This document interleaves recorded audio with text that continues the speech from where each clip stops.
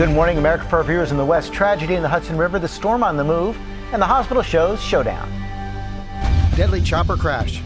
A sightseeing helicopter falls from the sky into the Hudson River. Be advised, we got reports, multiple calls for an aircraft down. Witnesses described the loud sound before pieces of the helicopter dropped into the water.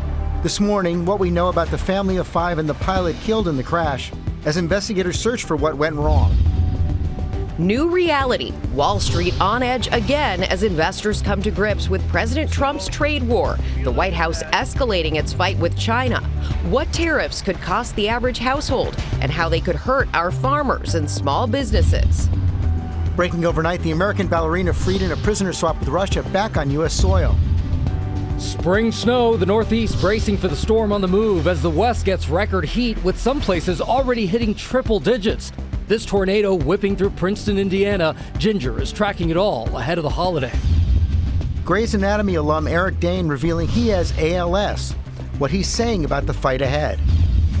ABC News exclusive. You've held your silence for 35 years. Overnight, sitting down with the Menendez brothers' family members. What they're saying ahead of the brothers' critical hearing in their resentencing bid. Did anybody think this was weird? Pitted against. Oh, I know you're not talking about us. Noah Wiley's new hit show, The Pit, facing a lawsuit from the estate of the creator of his old show, ER. This morning, what Wiley is saying about it. I wish you love. And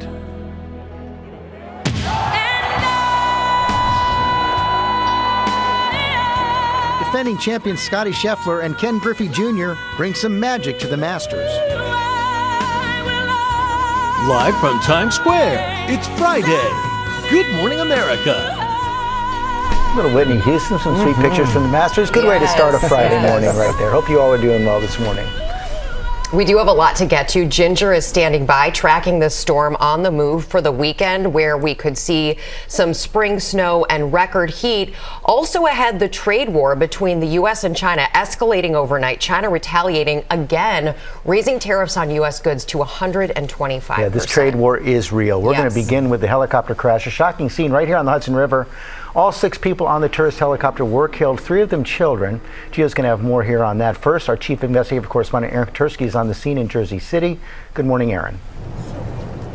And good morning to you, George. A family of 5 visiting New York from Spain and the pilot were all killed in the crash of this sightseeing helicopter, which broke apart in midair here over the Hudson River on the New Jersey side. The worst helicopter crash, the deadliest one over the Hudson since 2009. This is the moment a sightseeing helicopter plummeted out of the sky and splashed into the Hudson River. Be advised, we got reports, multiple calls for an aircraft down. One witness said it sounded like gunshots in the air before pieces of the chopper broke off and dropped into the choppy, frigid water. I heard some crackling, looked up, and I just see a plane falling apart. The tail came off, broke off, and then the plane just tumbled into the water with the propeller still in the air. I saw the helicopter. It was just coming down in that 45 angle, and it went straight into the water. It was a big splash. You can see the helicopter tumble toward the river, parts flying off before the fuselage hits the water. A second video shows the propeller coming down after it. Oh my gosh. I heard very loud sounds. I thought it had to be gunshots. It was that level loud. And when I looked out my window, I saw a helicopter falling into pieces. It all happened in seconds. It was just shocking to me how close it came to hitting something here. This video believed to be from inside the same chopper, a 21-year-old Bell 206 flying over the Hudson in September. It was on its 6th flight of the day and had taken off from the heliport at the southern tip of Manhattan just before 3 in the afternoon and headed north. At 3:08 p.m., the helicopter reached the George Washington Bridge and then turned again to fly south along the New Jersey short line. Shortly thereafter, the aircraft lost control and hit the water just a few feet off the coast of Pier A Park in Hoboken. The flight lasted all of 17 minutes. Battalion 1 rescue? Rescue, bring a basket over here. We have a victim. Police and fireboats racing to the scene, finding the helicopter upside down and nearly submerged. 4 victims were pronounced dead on scene, and 2 more were removed to local area hospitals, where sadly both succumbed to their injuries. Agustin Escobar, an executive with the international technology conglomerate Siemens, his wife and their 3 children, ages 4, 8, and 10, were killed. It would have been the 8-year-old's birthday today. The pilot, who was 36, also died in the crash. The operator, New York Helicopter Tours, told ABC News, "We are devastated. My staff hasn't stopped crying." Overnight, crews began lifting the wreckage from the river. Without the rotor system or without the tail boom, and especially with both, there is no possibility of flight. The skids were pointed up, so it was rolled inverted. Helicopters will do that without their rotor system. The main body of the helicopter has been recovered from the river, but other pieces of it remain in the water, so divers are going to return this morning, George, and a team from the NTSB arrived overnight to begin investigating. George? Okay, Aaron, thanks. Let's get more on this now from ABC News aviation analyst John Nance. John, let's start with the helicopter. What do we know about it? George, this is a Bell 206. It's a Jet Ranger, and it's one of the most ubiquitous helicopters in the world. Very, very safe record, and it's a workhorse. It up and down all day long, especially for this company. What do you see on the video? What I see on the video is a helicopter that basically has disintegrated in flight, and the most critical element is that they lost the rotor system. That's what holds a helicopter up, is the rotor blades through the main hub, and when that goes away, you've got no control. So there's nothing the pilot could have done? Absolutely nothing. Once that departed, he was along for the ride. So what advice do you have for people who are thinking of getting on helicopters like this? I don't think there's anything to really worry about when you look at the overall safety record of helicopter operations and sightseeing, whether it's Grand Canyon or Hawaii or New York. Is usually superlative. There's nothing here that indicates that we should have some renewed caution. And thank you, John. Thank you very much. I want to get more on this from GR Transportation correspondent. We see these helicopters over the Hudson River all the time. How common is an accident like this? So a crash like this is very, very rare, George. And as John just said, you know, if a helicopter loses an engine, those rotor blades, they can actually auto-rotate and they can land safely. It would be a hard landing, but they can land. In this case, that rotor system just flew off. So this really was not a survivable crash because this chopper just fell. We looked at the numbers here, and since 1977 in New York City, the AP says 38 people have died in crashes. There was a crash in 2018. There was also another crash in 2009. But if you're going on one of these tours, ask questions. Don't be afraid, especially how old is that helicopter? Very smart. Okay, Gio, thanks very much. Rebecca? All right, such a tragedy. We are turning now to the latest on the global trade war. China retaliating again overnight. The stock market wiping out many of the week's earlier gains yesterday, with the total U.S. tariff on Chinese goods now 145%. We'll have the latest from the White House in just a minute, but first we go to Whit Johnson on Wall Street. Good morning, Whit. Hey, Rebecca, good morning. The head-spinning week continues here on Wall Street. Markets are fluctuating once again this morning as China delivers the latest salvo in this escalating trade fight, announcing 125% tariffs on U.S. goods to take effect tomorrow. This follows that clarification from the White House that they put out yesterday, raising total tariffs on China to 145%. That was just one of the factors that sent the markets plunging again on Thursday, the Dow closing down more than 1,000 points. Despite the historic so-called relief rally the day before, the S&P has now lost nearly $3.5 trillion over the last 6 days. That's where millions of Americans have their 401ks and retirement accounts. Investors are trying to come to grips with the new sobering reality. The trade war with China appears to be getting worse, and some tariffs are here to stay. Overall, American consumers face an average effective tariff rate of 27% on imported goods. That's the highest since 1903. Most analysts predict that translates to higher prices for everyday items, from groceries to electronics to cars, and the markets are once again bracing for another volatile day. George? Hey, Whit, thanks very much. I want to go to the White House now. Of course, this trade war with China shows no sign of ending yet. Senior political correspondent Rachel Scott tracking the latest at the White House. Good morning, Rachel. George, good morning to you. Yes, there is no sign that either country is backing down. In fact, China only striking back, announcing it will impose a 125% tariff on American goods.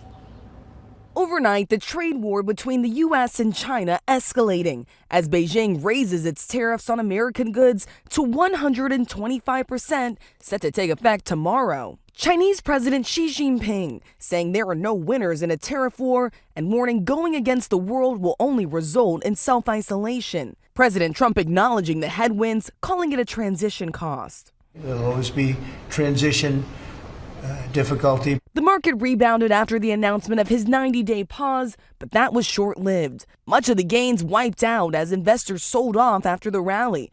As a new estimate from the Yale Budget Lab says the new tariff system will cost households an average of $4,700 annually. The president insisting it will be worth it. Again, there'll be a transition cost and transition problems, but in the end, it's going to be a beautiful thing. With a staggering 145% tariff on Chinese goods, economists warn things could go from bad to worse if a deal isn't made. Take the iPhone 16 Pro Max, which currently has a retail price of $1,199. UBS analysts say that could jump up by $800, since most iPhones are assembled in China. Rita Paneras owns Child's Play toy shop in Washington and says the president's tariffs will force her to raise prices. We've already had some manufacturers increase prices on us. So yesterday we saw a surcharge, as it said specifically that it was a tariff surcharge of 15% on an invoice. So we weren't notified ahead of time. The tariffs China has placed on American goods in retaliation could also hurt American farmers, including in battleground states like Wisconsin that President Trump carried. China's a big player in our market. It's up to 50%, sometimes over 50% of our soybeans from the nation goes to China, not necessarily just our soybeans. The president has put a 90-day pause on sweeping tariffs against 85 other countries.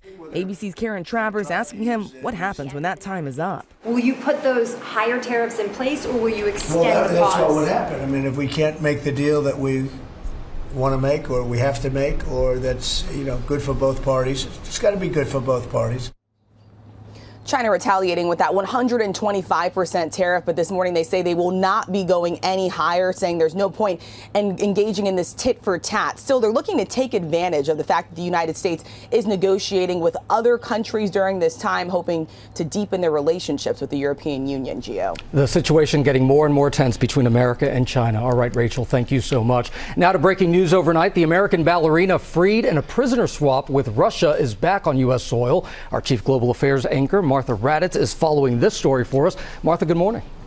Good morning, Gio. This morning, after more than a year in a Russian prison, Kusena Karolina is free and back in the U.S. Overnight, an emotional reunion at Joint Base Andrews. Karolina rushing into the arms of her boyfriend, Chris Van Heerden, a South African boxer. U.S. officials then greeting her and handing her flowers.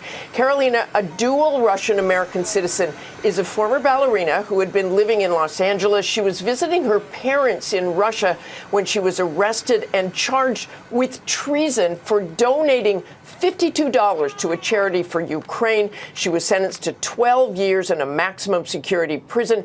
She was exchanged in a late-night airport swap Thursday in Abu Dhabi for Russian Arthur Petrov, in custody here in the U.S. since 2023, accused of trying to set up fake companies to buy highly sensitive U.S. electronic components for use by the Russian military in Ukraine.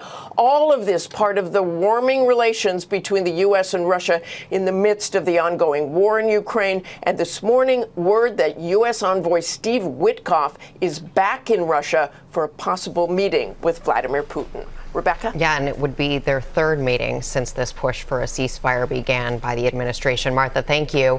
We turn now to the Supreme Court, siding with the Maryland man who was wrongly deported to El Salvador, saying the Trump administration should help return him to the U.S. Our senior national correspondent, Terry Moran, is at the Supreme Court with the latest. Good morning, Terry. Good morning, Rebecca. That's right. The highest court in the land has sided with the migrant who the Trump administration admits it was mistakenly deported back to El Salvador and that notorious prison there. All 9 justices upheld a lower court order directing the government to bring Kilmar Abrego Garcia back to the United States, where he has lived for almost a decade, married to a U.S. citizen. But the justices did send this case back to the lower court, emphasizing that courts cannot just tell the executive branch branch exactly when or exactly how Abrego Garcia should be brought back. Instead, the ruling says that the lower court judge should proceed with deference to the president's authority to conduct foreign affairs. So exactly how or when Abrego Garcia gets back to the United States, or if at all, remains unclear. But the order stands. So the government says that Garcia was a member of the MS-13 gang in El Salvador, is a threat to the public here. His family disputes that he was under a court order protecting him from being deported to El Salvador because he feared for his safety there. He has no criminal record in the United States or in El Salvador. His wife in a statement saying, "I will continue fighting until my husband is home." George? Okay, Terry, thanks very much. We're going to switch gears now. 89th Masters Tournament underway in Augusta, Georgia. Defending champion Scottie Scheffler off to a strong start. He's the betting favorite as well.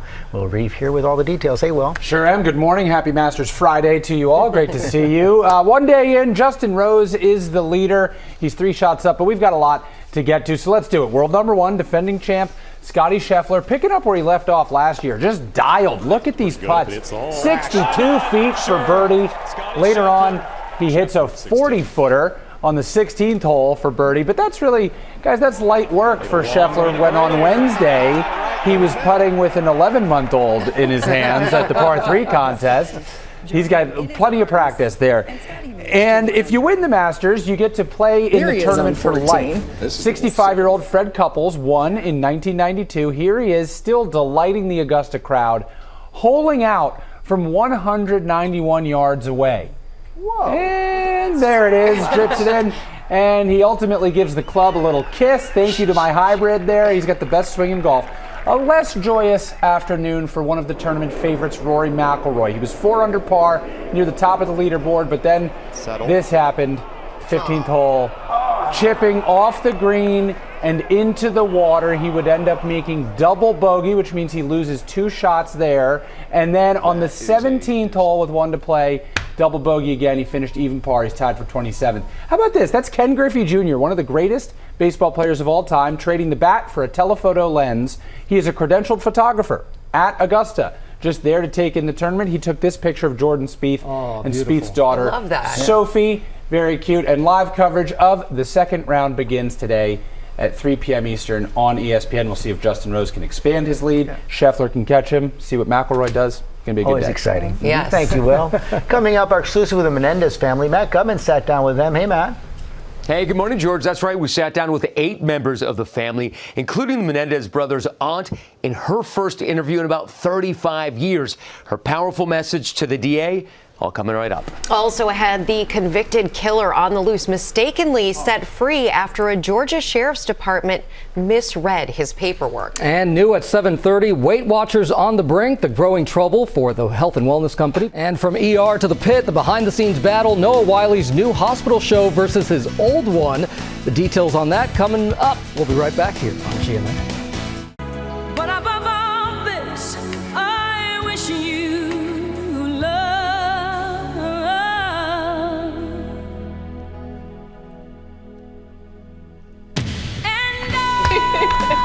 Welcome back to GMA. That's Whitney Houston's classic, going viral now as so many try to hit that downbeat in this TikTok challenge that is really, everybody's talking about it. We gave it a shot too. We'll show you who nailed it and who didn't coming up in Pop News. You guys just really entertained me. I wish you all could have seen it. All 3 of them playing the game. We tried to do it. At exactly the same time. And how did we do? You'll find out. That is coming up. First new at 7:30. Another troubling incident at Reagan Airport in Washington. As 2 American Airlines planes clipped wings, several members of Congress were on board. No injuries reported, and the FAA is investigating. Of course, Reagan Airport was the scene of that fatal collision that left 67 people dead in January. Also, the State Department says at least 9 U.S. citizens were killed in the nightclub roof collapse in the Dominican Republic. They killed 221 people overall. Authorities have created a commission to identify a possible cause.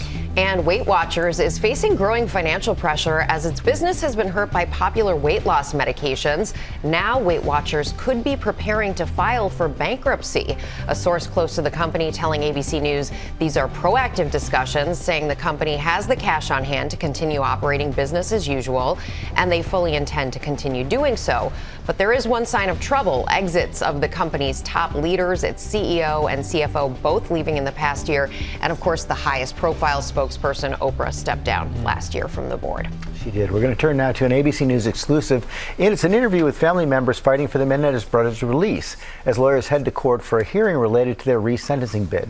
Chief National Correspondent Matt Gutman met with the family in L.A. Good morning, Matt. Hey, good morning, George. This is the first time ever that this many family members have sat down together for an interview. Ahead of today's hearing, they wanted to show how unanimous they are in supporting the brothers' release. It was also the first time that the brothers' aunt and Menendez family matriarch, Terry, sat down for an interview in 35 years.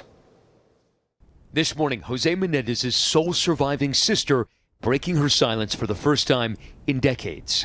You've held your silence for 35 years. For everybody, this is a story.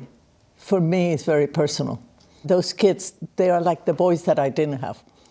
So it's time. 35 years is a long time. It's a whole branch of my family erased. The ones that are gone and the ones that are still paying for it, which were kids. Those kids, Eric and Lyle Menendez. Overnight, 8 Menendez family members sitting down exclusively with ABC News ahead of today's resentencing hearing for the brothers. And at this point, the family is absolutely unanimous that they should be released? Absolutely. 100%. It's the first time this many family members from all over the country have interviewed together, and it might be the last. Jose's sister, Terry Baralt, battling colon cancer. Are you concerned that you might not live to see the brothers released from prison? It is a concern.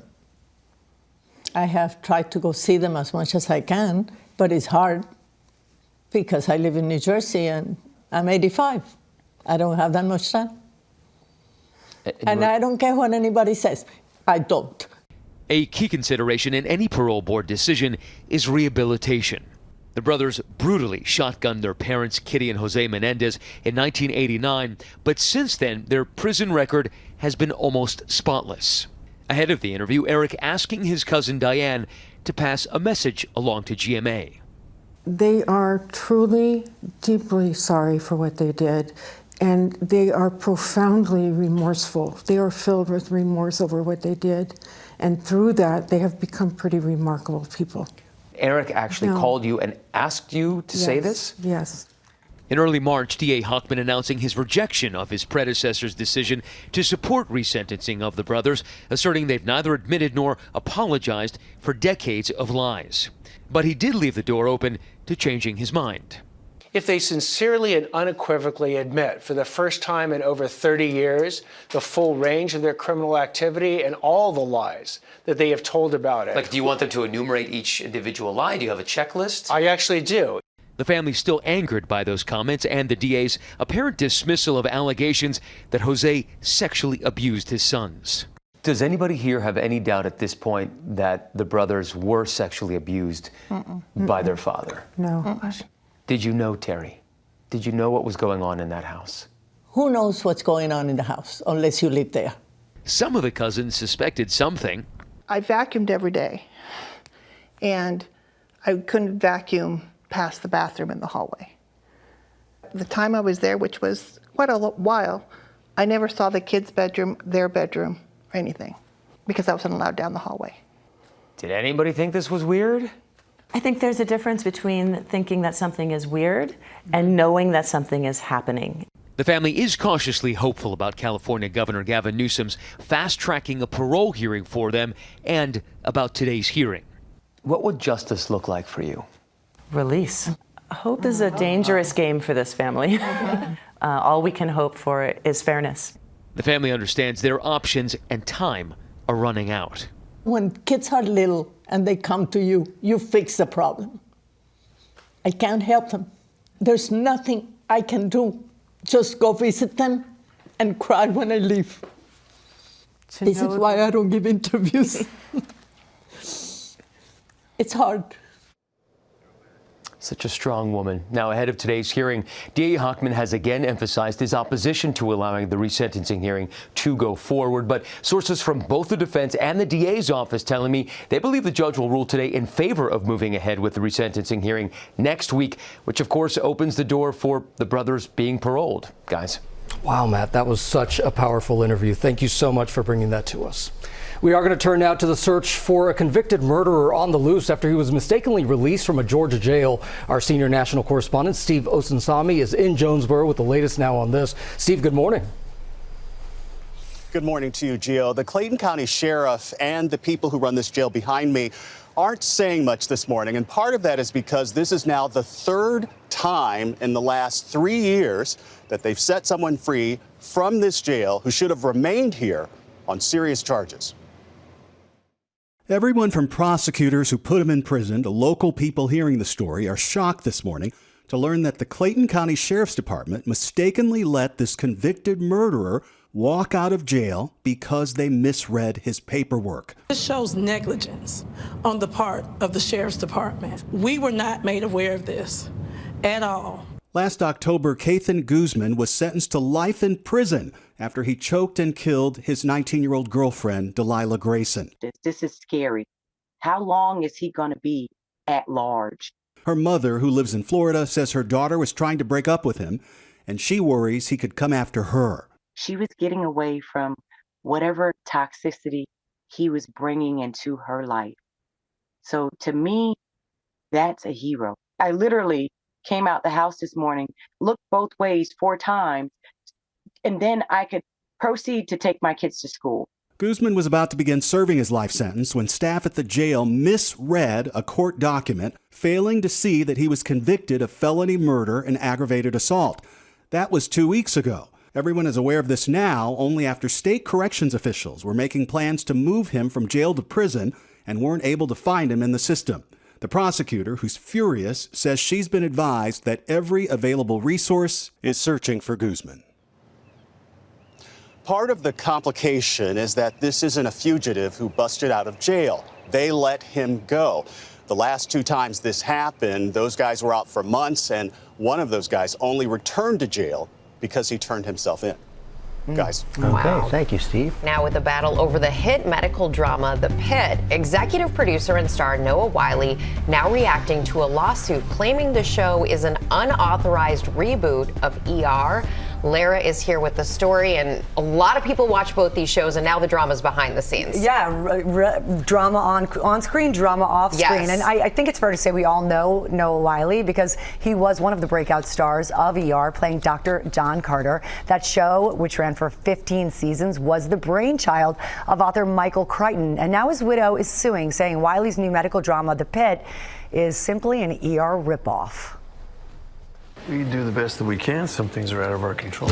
It's one of the most popular new shows on TV, and it all culminated in one jaw-dropping season finale overnight. You need help. What about you, man? The Pit, a new medical drama starring Noah Wyle, chronicling the ups and downs of a Pittsburgh ER doctor's single hospital shift, pulling the heartstrings of millions of viewers week after week. Just ask fans on TikTok. I don't know what I'm going to do without this show. This show rocks way too hard for me to keep it to myself. Now I understand what the hype is all about. But now there's as much drama off screen as on. The hit show is at the center of a lawsuit from the forces behind another show, ER, which also starred Noah Wyle as Dr. John Carter throughout the show's 15 seasons. Okay, this isn't gonna hurt at all. ER creator Michael Crichton's estate suing Wyle and other producers, alleging the new show is a ripoff of the iconic series, claiming The Pit is ER. It's not like ER, it's not kind of ER, it's not sort of ER. It is ER, complete with the same executive producer, writer, star, production company, studio, and network as the planned ER reboot.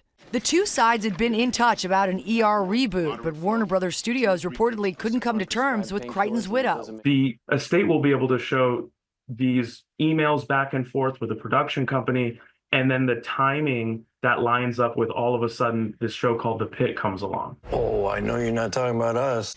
Warner Brothers calling the lawsuit baseless. And Wyle telling Variety he's profoundly sad and disappointed, adding the legal battle taints the legacy of ER.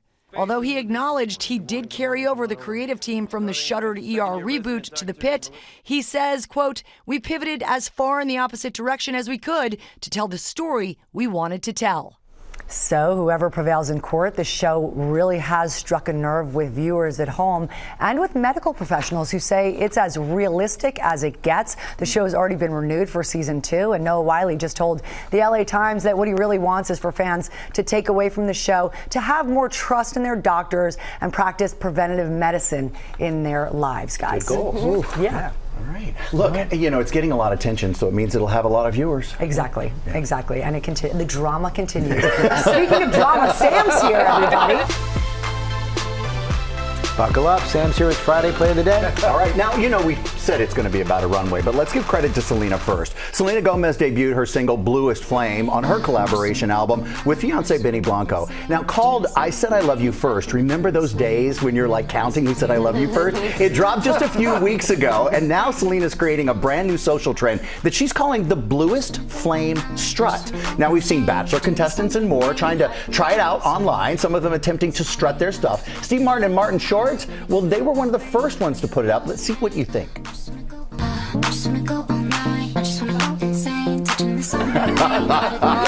So here's the sad thing. Martin Short looks like me, like I'm lost. You know what I mean? Now, McKenna Dorn did it better. Jake Shane did it better. But now you can try it, racking up over 720,000 views overnight. Also, fans are loving the sneak peek of Only Murders in the Building. Season 5 will be right back.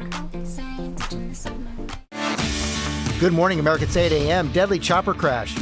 A sightseeing helicopter falls from the sky into the Hudson River. Be advised, we got reports, multiple calls for aircraft down. Witnesses described the loud sound before pieces of the helicopter dropped into the water.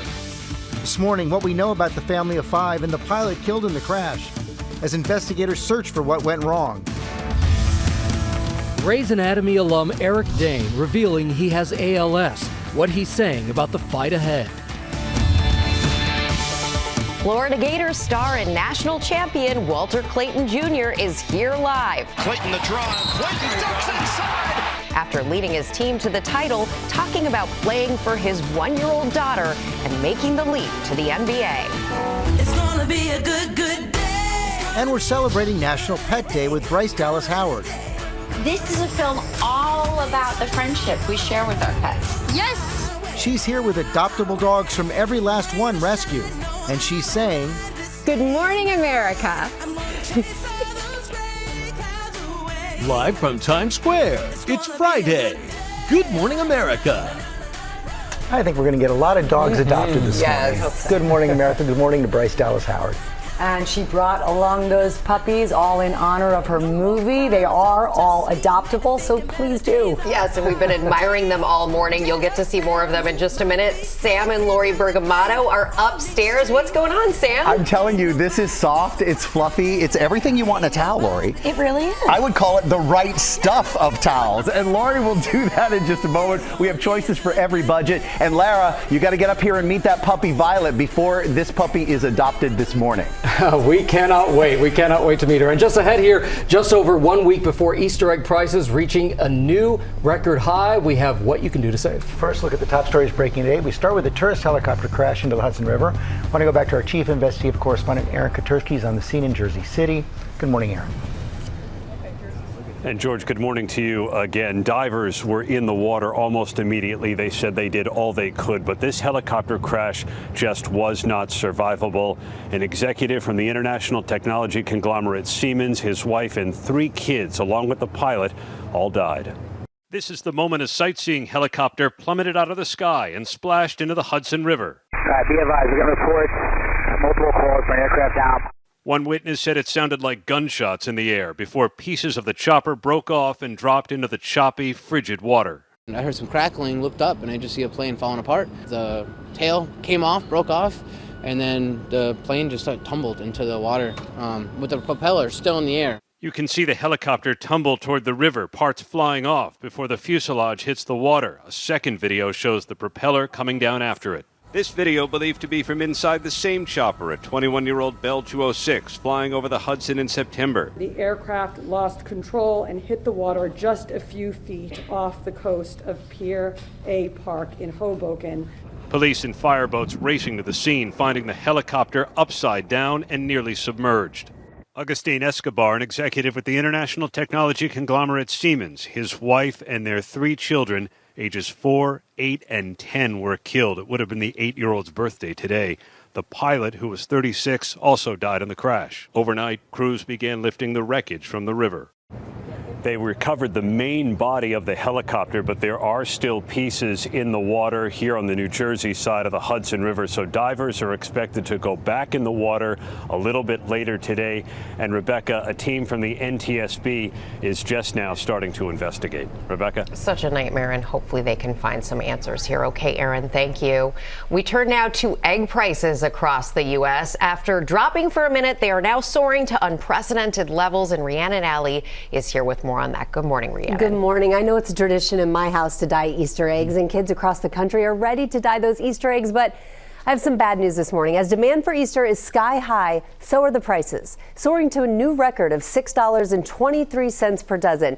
Now, these new numbers were reported yesterday in the Consumer Price Index. They're no surprise to shoppers who have been watching these costs creep up for months now, but analysts expected to start seeing a drop after wholesale prices fell sharply back in March. So what gives? Well, relief appears to be on the way, but experts say that recent drop just may not have reached the cash register just yet. Now, in addition, the long tail of the current bird flu outbreak that is not over yet. In total, more than 168 million birds have been slaughtered to prevent the spread, most of them egg-laying chickens. And many farms just haven't been able to resume egg production as quickly as they had hoped, Rebecca. And a lot of families going to be doing this over Easter, Passover. What do you recommend they do to save money? Okay, there are some things you can do to save a few bucks. You can shop around, use apps like Flash Food. You can compare prices. Sometimes that can save you. Also, buying in bulk, that can also save you money, and choose store brands over name brands. I wish I had some earth-shattering advice to save you all this money. Right, but you can save a few bucks. You cracked it for us, Rhiannon. Thank you. We want to turn now, though, to a shocking new announcement. Former Grey's Anatomy star Eric Dane revealing he has been diagnosed with ALS, also known as Lou Gehrig's disease.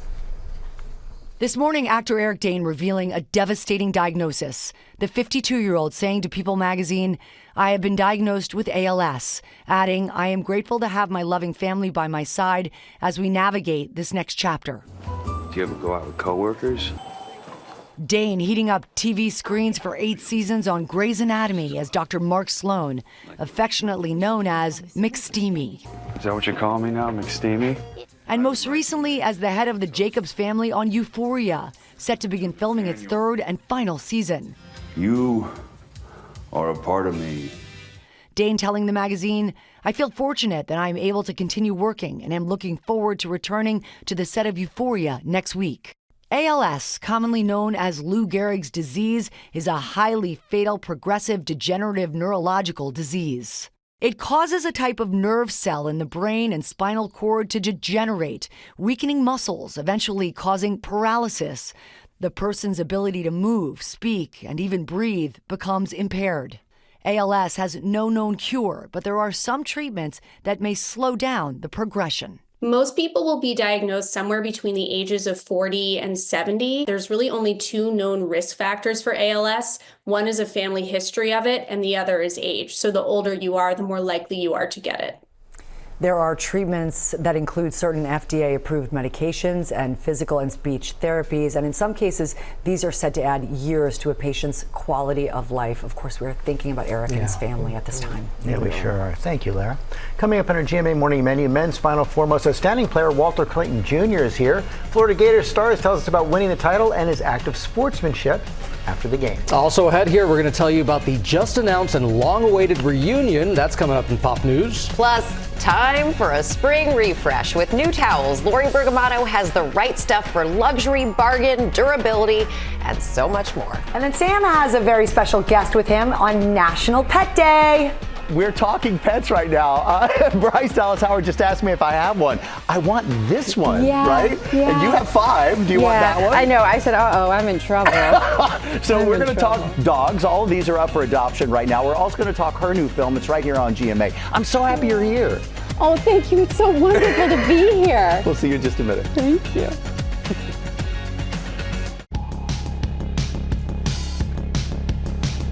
And we are back with our GMA cover story. Fresh off winning the men's national basketball tournament, joining us is Florida Gators guard Walt Clayton Jr., named the most outstanding player of the tournament. Welcome. Congratulations. Welcome. Yes, congratulations. Thank you. Thank you. So you just told me you're trying to enjoy every minute of this. What's it been like to go back to campus?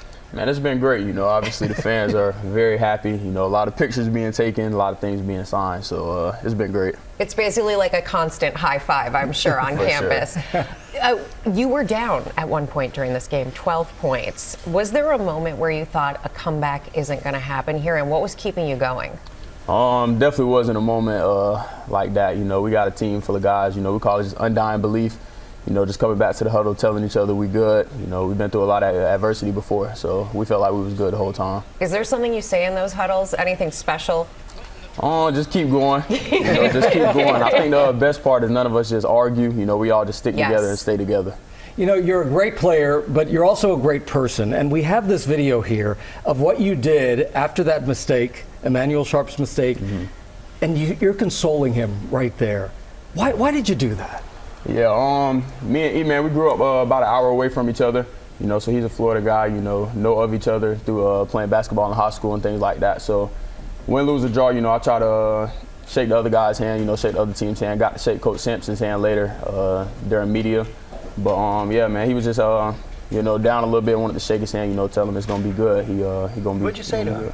Just told him that I love him, man. I told him before the game, I was like, congratulations on even being here, because us being on that stage in the first place is a blessing.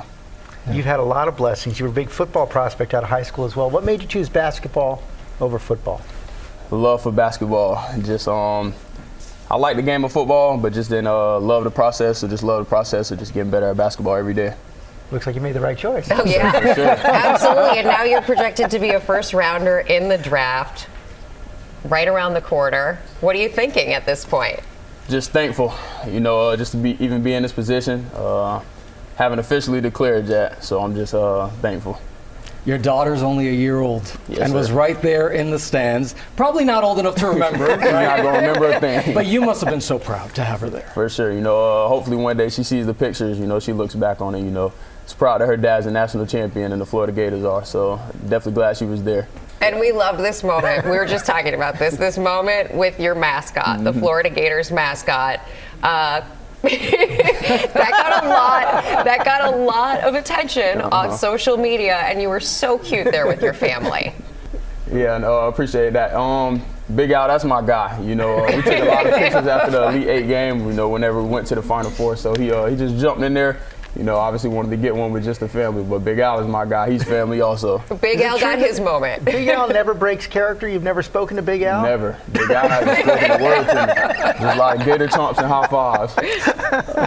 Well, congratulations. Thank you for coming in today. Yes, sir. Thank you. Thank y'all for having me. Okay, it is time now for Pop News, and Lara's here. Indeed. Good morning, everybody. We're going to begin with the Cannes Film Festival, revealing the films premiering in their 2025 lineup. And you guessed it, Tom Cruise's Mission Impossible Final Reckoning will debut. This will be an out-of-competition event, though.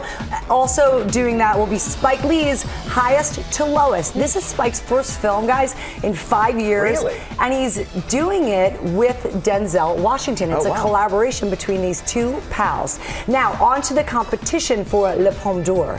Wes Anderson's The Phoenician Scheme, starring Tom Hanks, Bryan Cranston, Benicio del Toro, and Scarlett Johansson, who, by the way, also has an I almost said entree, an entry with her directorial debut. I certainly am. Magnifique. By the way, guys, this is cool. She's directing a film. It's called Eleanor the Great. Congratulations to her. I can't wait to see that. And two-time Academy Award winner Robert De Niro is set to be celebrated with the Cannes Film Festival's highest honor in recognition of his, of course, incredible lifetime achievements in the industry. The ceremony takes place May 13th in the south of France. France? I would love to go. I've never been in all the years of all the Oscars. I've never done that. I'm just throwing it out there to anybody who might be listening in the control room. Hey, speaking of the Oscars, a new category has been added to the Academy Awards. We have a video to show you that might give it away. That's from The Fall Guy. I love that. Yes, it's true, guys. Starting in 2028, there will be an Oscar given for achievement in stunt design. Great. Yes, agreed. And I was going to say, in other words, the coolest action sequence. This category will be open for films released in 2027. They'll be eligible for the 100th Annual Academy Awards. 100th Annual Academy Awards. Wow. I can't believe I just said that. That's amazing.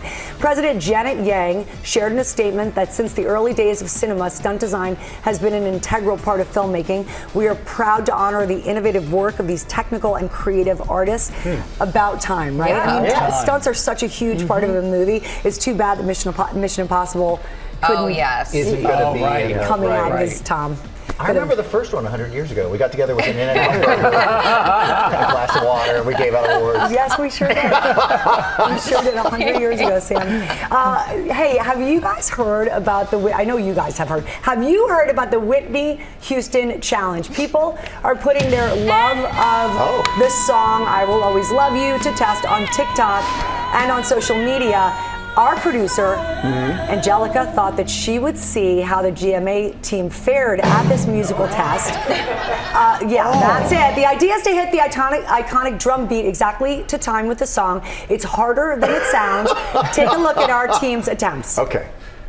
Think Questlove is good? Questlove can't play drums like this.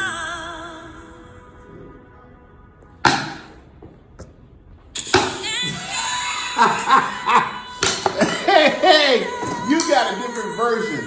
That's not the original. Oh, darn it! I'm so excited.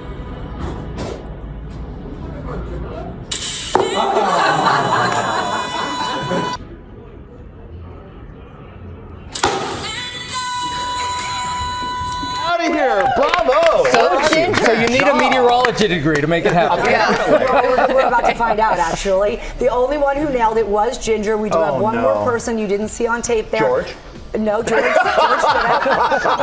No pressure, Sam. Okay, all right. You're doing it live. All right. Do I have Cue big the music, drums? everybody. Do I have big, gorgeous drums? Oh, I have this. Yes, okay. you do have big, gorgeous drums. Well, thank you. Thank you very much. All right. How do I know? Ready?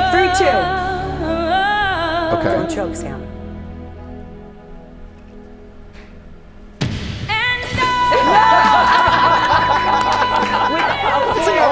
I'm sorry, I was showing to Whitney right there. I completely messed this up. Are you going to try Okay, again? all right. One more time. Okay.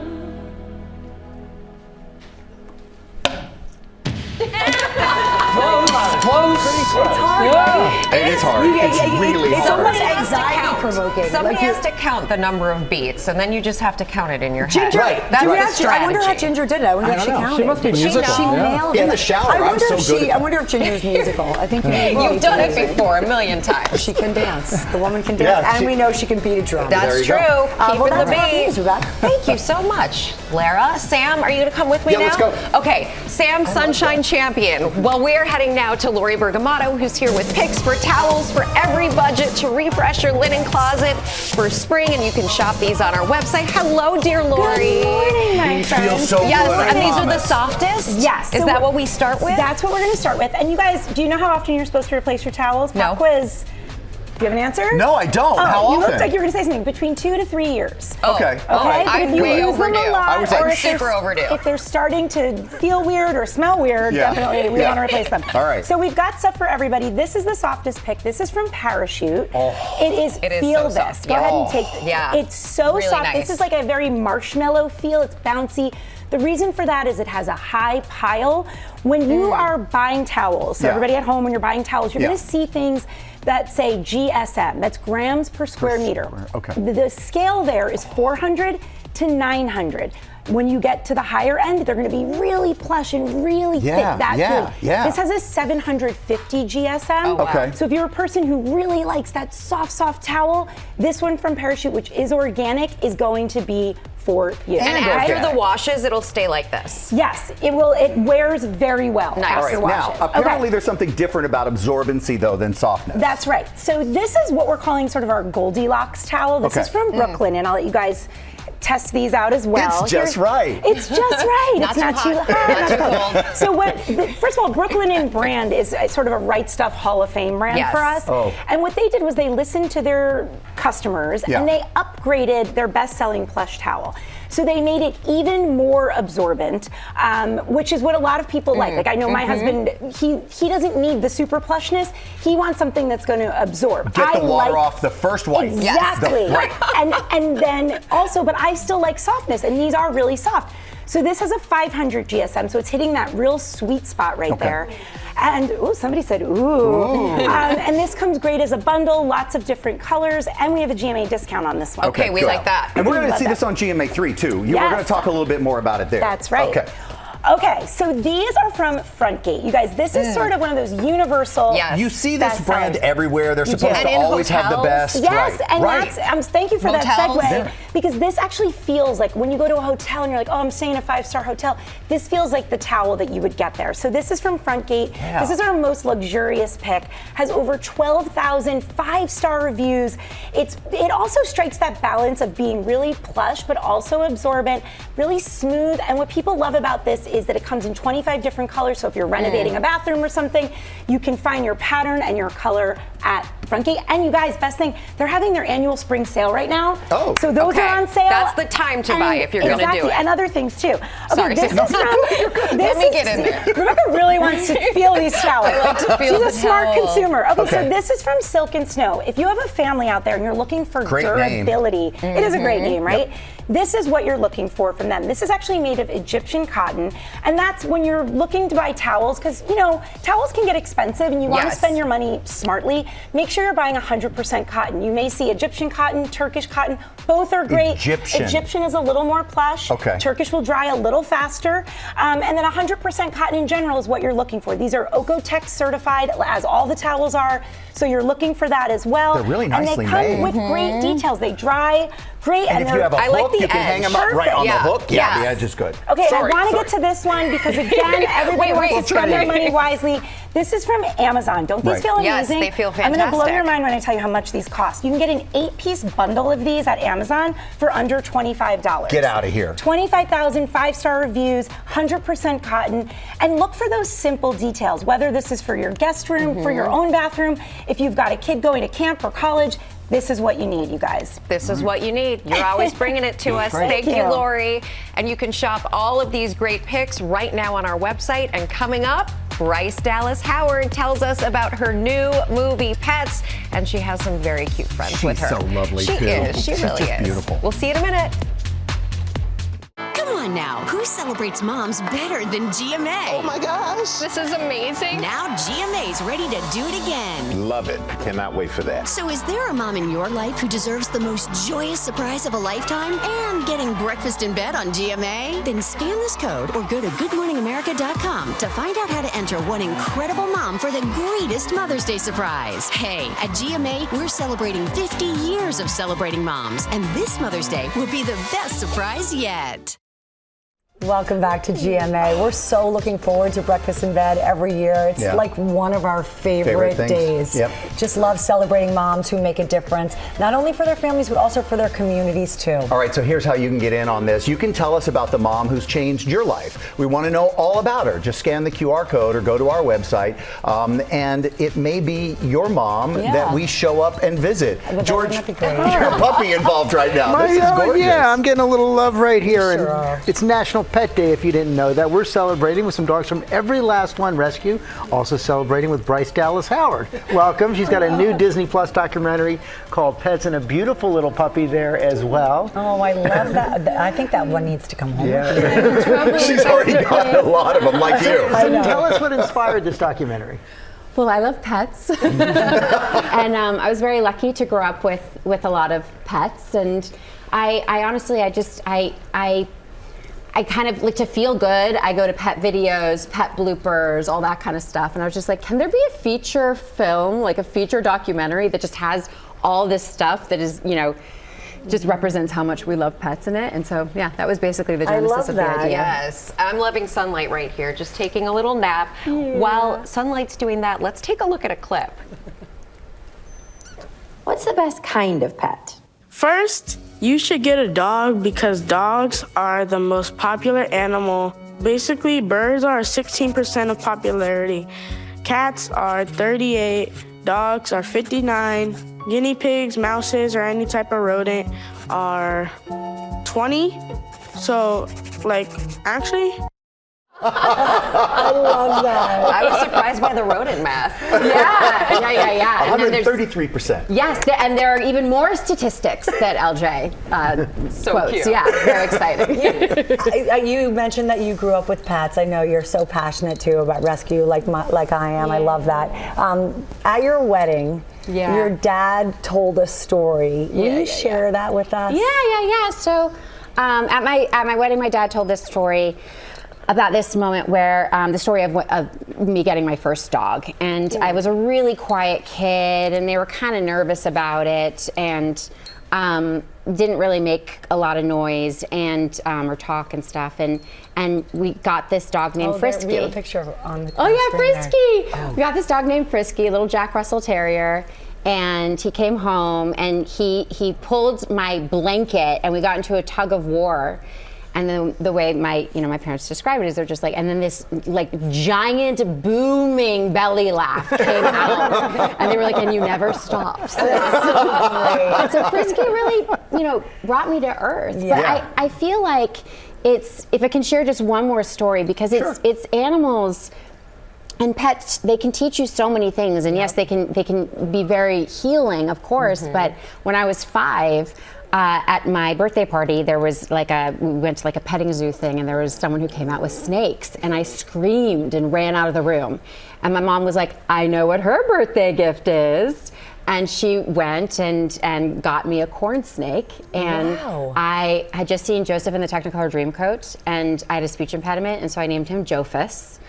And I was obsessed with this snake. Look at that. Obsessed with this snake. That was so smart of your mom to do that. I'm so scared of other snakes. It solved nothing for me in terms of the phobia, with the exception of this snake, Jophus, who I just absolutely love. And you guys also had chickens? We had 20 chickens, all named Jennifer. Jennifer Alba, Jennifer Beal, Jennifer Lopez, How was it Jennifer Aniston.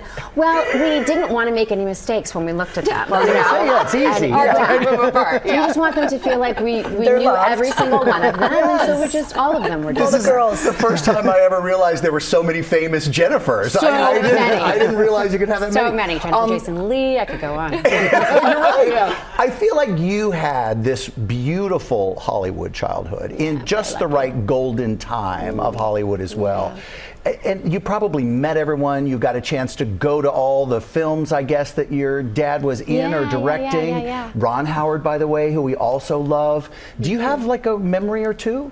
I mean, so many. My dad grew up on film sets. Both of his parents were actors, and he started. Opie. Yeah, he was Opie. He started acting when he was like 18 months old. Amazing. Wow. And so I think he just thought it was appropriate for children to be on set. And I was the oldest one, and after me came twins, and then my brother 2 years later. So my dad was like, "I'll just take the older one, and just to make this easier." And so from as far back as I can remember, I was right there with my dad. I mean, I remember putting on the alien suit for Cocoon and the tail for the mermaid tail for Splash, and Parenthood was all kids. I had such a huge crush on someone at the time named Leaf Phoenix, who is Joaquin Phoenix. Such a crush on him. I was like 7 and he was 12. It was scandalous. So funny. It's so what an incredible history that you've grown up with. What is it going to take to get you in one of your dad's films? I know, that's Are we what I going to want. see that? I want that so badly. Okay. And I've been working for almost 25 years. I mean, it's all joking aside, it would be a huge privilege to get to work with my dad, and it is a dream of mine. But he keeps saying to me, he's like, no, we'll work together when you hire me as an actor. And he's starting to act more, and he's incredible. Like, he just did this. I saw him in the studio. He was so funny in so that episode. Good in that. I went with him to shoot that because I was like legitimately nervous for him, and then he filmed it, and I was intimidated. I was like, wait, what? He was great. He was great. When you went against character a little bit. Before you go, you have to ask you have a big movie coming out this summer with Orlando Bloom. Yeah, Deep Cover. Yeah, I have a movie coming out this summer with Nick Mohammed and Orlando Bloom, where we all play improv comedian actors who gets sucked into kind of going undercover into a big kind of crime situation, and because improv actors say yes and they, we really get in a pickle. Boy, you are a puppy whisperer. Sound asleep. I know. know. Look at that. We want to remind everybody all of these pets Yeah. are available. All these pets are adoptable. Don't miss out on And Pets Violet is is amazing. They're just incredible. They are, and Pets is now streaming on Disney Plus. As we've all said, all these dogs are available for adoption through Every Last One Rescue in New York City. Janae Norman is with us. She sat down with Oscar winner Forrest Whitaker. Good morning, Janae. Good morning, guys. Yeah, Forrest Whitaker is not just a legendary actor who happened to direct Waiting to Exhale and Hope Floats, but he's a black belt in Kempo, a well-rounded individual who's reprising his role as infamous crime boss Ellsworth Raymond Bumpy Johnson, looking to solidify his empire in season 4 of Godfather of Harlem. You've come a long way since Fast Times at Ridgemont High. Yeah. For 4 decades, Forrest Whitaker has commanded the screen, dedicating himself to the intricate details of each role. I may wear the uniform of a general, but kwenye moyo wangu in my heart. And connecting with audiences across generations. The prince will now have the strength of the Black Panther stripped away. There's so many actors that hope for a career of that kind of longevity. What do you attribute it to? Being fresh, but that for myself, like where something is going to make me grow or move forward. So I'm more thinking about that than I'm thinking about anything else. Yeah? I'm thinking about time. I was trying to build something for my people. As of late, he's poured himself into portraying the infamous crime boss, Bumpy Johnson, in the MGM Plus series Godfather of Harlem. How did you go about playing Bumpy Johnson? I knew he was a gangster and a drug lord, but I needed to find somebody that knew him. I met with a couple of guys. One was his driver, another one was his sort of enforcer type guy. Yeah. They spent some time with me and talked to me about it. Then I just started studying all the histories and stuff, all the stories about him. The series, set in 1960s Harlem, explores the intersection of crime, politics, and the civil rights movement. Go home. How is it for you to be in a role like this where there is so much historical context, but there's also the creative liberty too? Yeah, I mean, as an artist, you have to blend the two together because obviously it's not a documentary, so the scenes aren't always exactly how they were. But a lot of the speeches and the events are right on track with what was going on during the times. Still reckoning with the death of his close friend, civil rights leader Malcolm X. I will have vengeance. Season 4 follows the tough decisions Bumpy makes to solidify his empire. Bumpy Johnson gotta learn. Nobody plays Frank Lucas. The Godfather, teeing up a young Frank Lucas, who will go on to become the infamous drug boss portrayed by Rome Flynn. How far would you like this story to go? I think I have to die at some point, and then probably soon. We'll see. But I think the show could carry on with Frank Lucas being the Godfather of Harlem. Yeah. It'd be a different show, but I think it would be exciting and youthful. As for Whitaker's personal story, he says there are still chapters to be written, hoping to find renewed purpose through directing and in humanitarianism with the Whitaker Peace and Development Initiative. What we do is we train people, youths and women, to be peacemakers, to be mediators in their communities. We go into a place first and meet people, and we start talking to people and understanding what they want. And when we create our needs based on that, we have a curriculum that we have.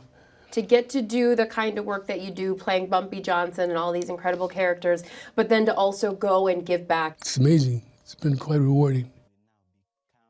So executive producer of the series, Chris Brancato, says in this new season of the historical fiction, the Black Panthers start to take root in Harlem, and Bumpy is willingly or unwillingly thrust into the formation of a militant radical party whose goal is to protect against police brutality and perhaps ultimately effect revolution. Godfather of Harlem Season 4 premieres April 13th on MGM Plus, guys. That's good. Yeah, you really showed he's been in everything. It's amazing. Everything over the last 4 decades. It's incredible. Such an icon, and great to see him paying it forward as well. Janae, thank you. Coming up, we have the stars of the new movie Warfare. They are all here live. Gentlemen. We're going to talk to them next.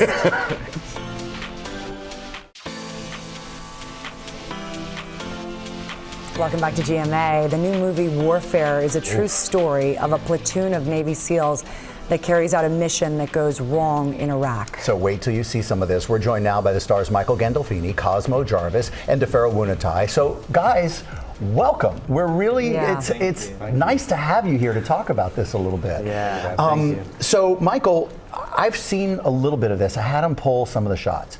It's intense, but I see the reaction to you guys, the relationship that you have.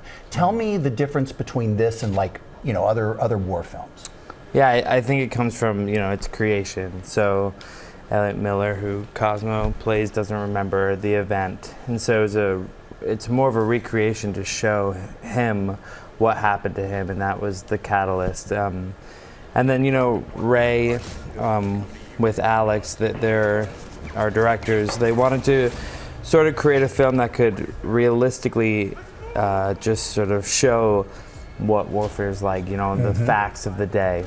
And with that, hopefully it could create a bridge between servicemen and women and their families and their loved ones, and show this is what it was really like, this is what it felt like. So everything in the movie is just a fact. It happened on the day, and that was sort of our code of if it didn't happen on the day, it wouldn't be in there, and if it did, we would have to have it. Which makes it all the more gripping. Yeah, I mean, absolutely. that these guys actually live this. And DeFaro, I was reading this, you played not only one of the soldiers who experienced this mission, but also the man who wrote and directed the movie. That had to add some pressure. Yeah, it was a lot of pressure. But in all honesty, Mr. Ray Mendoza, who I was playing, had a lot more pressure on his shoulders than I could have ever had. To tell us such a personal story, probably one of his most traumatic experiences, and to tell it and to try to capture it for Elliot, who doesn't remember, and also speak on behalf of a whole community. So he had a lot more pressure than I did. And how amazing, guys, that a Navy SEAL goes on to write a film and direct a film from his own perspective. Did it feel like you were a part of something very special and important? Yeah. It was very rare to be part of something that knew without question what it was and why it was. Its mission statement was very clear, which isn't always the case. It was to recreate this event that happened, and something about the purity of how it understood itself was a very novel thing to be a part of. I want everybody to see what we're talking about, so let's just show a clip, because this is really right in there. That's your mama? Me? How bad is it? Yeah, we're gonna need a casevac. All right. This is Frogman 6 Romeo. We are troops in contact at our last known position. More info to follow. Stand by. Wild Eagle Base, Wild Eagle 2-4. We are troops in contact requesting immediate air support. Over. Alpha 2, this is 1. We've had grenades thrown into our position. I want to ask Cosmo, this movie was dedicated to the man that you play. What was it like meeting him? It was great to meet him, because I had heard a lot about him before from our director Ray. Will you tell us a little bit about who he is? He is a sniper and medic of this particular unit, and his name's Elliot. His name is Elliot Miller, and he's a close colleague of our director Ray, and yeah, I'd heard a lot about him before, and I knew that he had no memory of what happened to him, and I didn't know that I would actually get the opportunity to meet him. So yeah, when I did, it was, I mean, yeah, he's an amazing guy. He's kind of the living embodiment, a living legend of perseverance, and he's also got a great sense of humor. Yeah, and that's so nice to hear. Having his participation was quite something, and his willingness to kind of entrust us to tell this story was pretty amazing. Wow. Yeah. Having your friends and family understand what it's like going to war is everything when you come back from war. But also, I gotta say, going to boot camp is no big fun either. You guys had to do a boot camp to get ready for this? Yeah. Tell me about your boot camp experience. Yeah, it was 3.5 weeks of pretty intense boot camp, but just, I mean, such a sort of, minor to what they go through. Yeah. Obviously. And so, yeah, we learned about, military tactics, from clearing rooms to what they did to medical applications to comms. Me and DP had a lot of work on comms and how to speak in military jargon, and so it became this sort of really bonding experience. We had rehearsals as well, and I think the boot camp really created this brotherhood, and sort of it was a way to find the men we were playing through the sort of cosmetics of the character, like So it was amazing. It sounds like it was a life-changing experience, and I know I've read and I can see you guys have become brothers, so really, really amazing. Thank you for sharing the story, and we're looking forward to seeing the film, guys. It's called Warfare. It's in theaters and IMAX everywhere starting today. Before we go, we have a send-off for Dave Reisman. He's an editor who's been with ABC News for 43 years. GMA, World News Tonight, Nightline, so many other programs, won all the major awards in the news business. This is his last day going on to a well-deserved retirement. Thank you, Dave. Thank you, Dave. Awesome. Have a great weekend.